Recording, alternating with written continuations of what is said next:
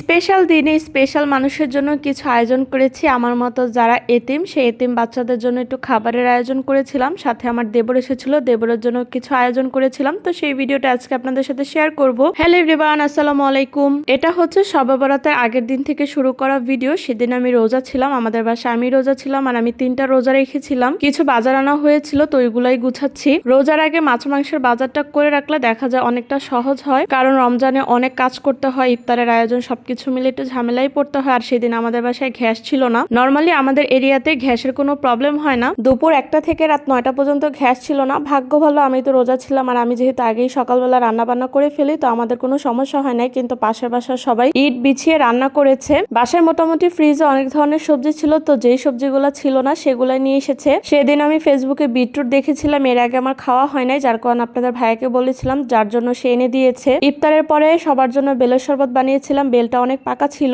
আমাদের বাসার পাশে এতিমখানাতেই, তো ওইখানে মোটামুটি ভালোই বাচ্চা ছিল। 60 জনের জন্য আয়োজন করা হয়েছিল। তো গরু মাংস দিয়ে বিরিয়ানি রান্না করা হয়েছিল, কারণ আমি যেহেতু রোজা ছিলাম। এর আগে আমি একবার অনেক মানুষের বাসায় আয়োজন করে রান্না করেছি, কিন্তু এখন যেহেতু সায়ান অনেক দুষ্টামি করার আমার পক্ষে পসিবল ছিল না। সবাই খাওয়ার পরে তো আমাদের বাসার জন্য কিছু বিরিয়ানি পাঠিয়েছিল হুজুররা, কারণ আমি বলে দিয়েছিলাম আমার খালাকে দিব। তাই আমার ননদ কুমিল্লা পরীক্ষা দিতে গিয়েছিল, সেখান থেকে মিষ্টি নিয়ে এসেছে। এর আগে তো বরিশাল থেকে 2 দিন আগে মিষ্টি নেওয়া হয়েছিল। আর আমার বাসায় আমি একমাত্র মিষ্টি খাই। মিষ্টি খেয়ে শুধু গোলুমুলু হচ্ছে, এমনিতেই আমি অনেক গোলুমুলু। আর এখন হচ্ছে দেবরের জন্য নাস্তা বানাচ্ছি। ফ্রোজেন করা রুটি আর ডিম ভাজি করে দিলাম, আর আমার শ্বশুরকে নুডলস স্যুপ করে দিয়েছি। আজকে অনেক সকালবেলা ঘুম থেকে উঠেছি, কারণ বাসায় যেহেতু দেবর আছে, তো রান্না বান্নাটা চাচ্ছিলাম আর একটু আগে করে ফেলতে। তো কালকে রাতেই হচ্ছে দেশি মুরগি আনা হয়েছিল, তো সেটাই আজকে রান্না করব। 4টা দেশি মুরগি আনা হয়েছিল, অনেক বড় বড় সাইজের, সাথে 3টা ফার্মের মুরগি আনা হয়েছিল। রমজানে যেহেতু আর বেশি দিন বাকি নাই, যার কারণে মাছ মাংসের বাজারটা কমপ্লিট করা হয়েছে, যেটার আর ভিডিও করা হয় নাই। যে বাজারগুলো ভিডিও করেছি সেগুলা কিন্তু আমাদের রেগুলার বাসার জন্য বাজার, রমজানের জন্য না। যাই হোক, মশলাটা ভালো করে কষিয়ে দেশি মুরগিটা ভালো করে যত কষানো হয় তত কিন্তু খেতে বেশি মজা লাগে। মাংস কষানোর পর নতুন আলু দিয়ে দিলাম, আর মাংসের ঝোলের জন্য গরম পানি দিয়ে দিয়েছি।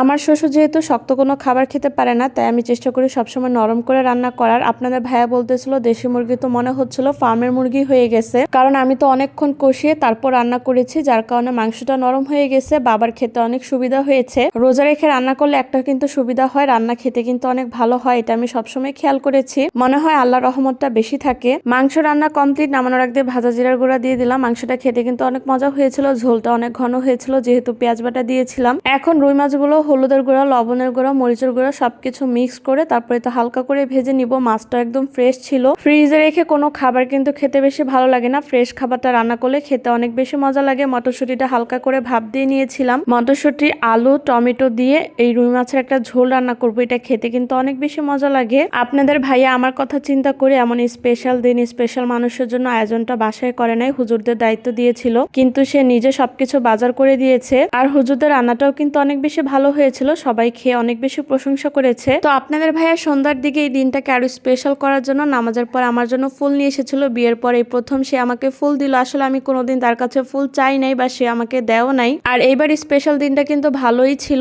মানে এক হচ্ছে ভ্যালেন্টাইন ডে, তার সাথে আবার শবে বরাত, সবকিছু মিলে আলহামদুলিল্লাহ অনেক ভালোই কেটেছে। সন্ধ্যার দিকে একটু ছোলা গুড় দিয়ে পোলাও চালার দুধ দিয়ে একটু পায়েস রান্না করেছিলাম। এভাবেই কেটে গেল আজকে সারাটা দিন। তো এই ছিল আমার আজকের ব্লগ। আল্লাহ হাফেজ।